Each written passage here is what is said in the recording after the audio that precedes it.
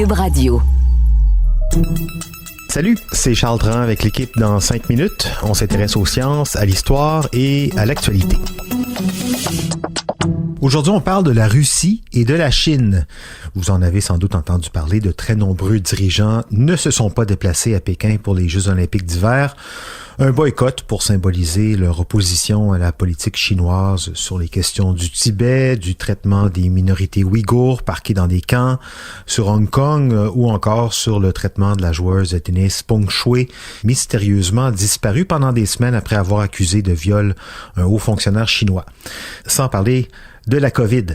Mais bon, il y en a eu des dirigeants politiques qui ont fait le déplacement. Le plus important d'entre eux, l'ami du président chinois Xi Jinping, Vladimir Poutine, le président russe, s'est pointé pour la cérémonie d'ouverture. Il a même été filmé sur place en train de somnoler durant la longue cérémonie. Bon, mais pourquoi est-ce qu'il est allé, lui? Qu'est-ce que ça symbolise sur le plan international, ce type de geste diplomatique? Est-ce que c'est la preuve ici d'une reformation des blocs Ouest et Est, comme au temps de la guerre froide? Voici Baptiste Zapirin.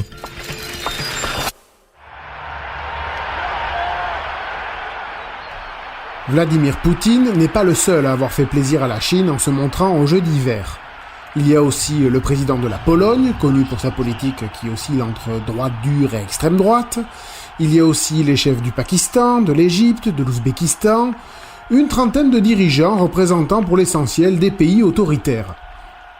Mais bon, c'est sûr, parmi eux, Vladimir Poutine, c'était l'invité de prestige, la superstar sur laquelle la Chine compte pour montrer que oui, le pays est ouvert aux autres.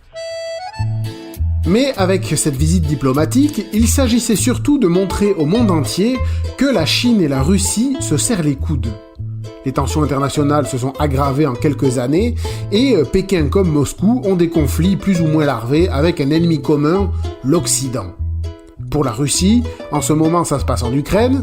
Poutine refuse de voir l'OTAN, l'alliance militaire occidentale menée par les États-Unis. Donc Poutine refuse de voir l'OTAN s'étendre en Ukraine, aux frontières de la Russie, et montre la puissance de son armée en signe de mécontentement. Ce petit jeu d'influence est d'ailleurs loin de se limiter à ce territoire. On soupçonne fortement Moscou d'orchestrer des campagnes de piratage informatique ou de perturbation des réseaux sociaux à l'aide d'armées de trolls professionnels en Europe et en Amérique du Nord. La Russie a notamment été accusée d'ingérence dans la campagne présidentielle qui a conduit à l'élection de Donald Trump en 2016.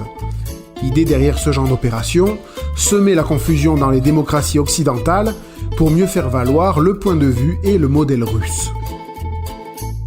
C'est qu'il y a une guerre idéologique entre la Russie et l'Occident. Il faut savoir que Vladimir Poutine, tout communiste qu'il se dit, est aussi un fervent chrétien. Et sa philosophie est simple, la Russie est la gardienne des racines chrétiennes face aux pays de l'Ouest qui sont en train de les rejeter. Ben oui, avec les mariages homosexuels, les valeurs progressistes, le wokisme et tout ça, Poutine n'aime pas trop ça, figurez-vous. Ça ne correspond pas trop non plus aux valeurs de Xi Jinping, le dirigeant de la Chine. Mais là-bas, les sources de conflit sont plutôt territoriales avec l'Occident. Des protestations ou des menaces de conflit à Taïwan, à Hong Kong, où la Chine veut garder son influence et sa façon de faire, mais où les pays occidentaux dénoncent les pratiques chinoises autoritaires, un peu comme au Tibet ou pour les camps des Ouïghours. En mer de Chine, les États-Unis possèdent des bases militaires depuis des décennies, et la Chine n'aime pas voir ça, puisqu'elle considère que ces eaux lui appartiennent. Là-bas, des navires, des missiles et des militaires chinois et américains se font face, et ils ont l'air fâchés. Et donc, vous connaissez le proverbe, les ennemis de mes ennemis sont mes amis. Alors, à Pékin, en marge de la cérémonie d'ouverture des JO, les deux dirigeants Poutine et Xi Jinping en ont profité pour signer une déclaration commune parlant d'une nouvelle ère qu'ils prétendent ouvrir en commun, dénonçant le rôle déstabilisateur des États-Unis dans le monde. Et en passant, Poutine et Xi Jinping ont aussi annoncé un nouvel accord d'approvisionnement en énergie. La Russie fournira 10 milliards de mètres cubes de gaz supplémentaires à la Chine par an, soit environ un quart de plus que ce qu'elle fournit déjà, plus 100 millions de tonnes de pétrole sur 10 ans. Bref, Poutine et Xi Jinping, ça ressemble à une union d'intérêts contre un ennemi commun à l'Ouest, dans un contexte militaire tendu, et ça rappelle forcément des logiques de guerre froide du siècle dernier. Ouais, la Chine et la Russie, c'est une union d'intérêts, mais on peut pas vraiment parler donc d'alliance non plus. Les deux pays ne sont pas toujours alignés. La Russie, par exemple, n'est pas d'accord pour que la Chine s'approprie le territoire de la mer de Chine. Et Pékin, comme la communauté internationale, n'a pas reconnu l'annexion de la Crimée par les Russes.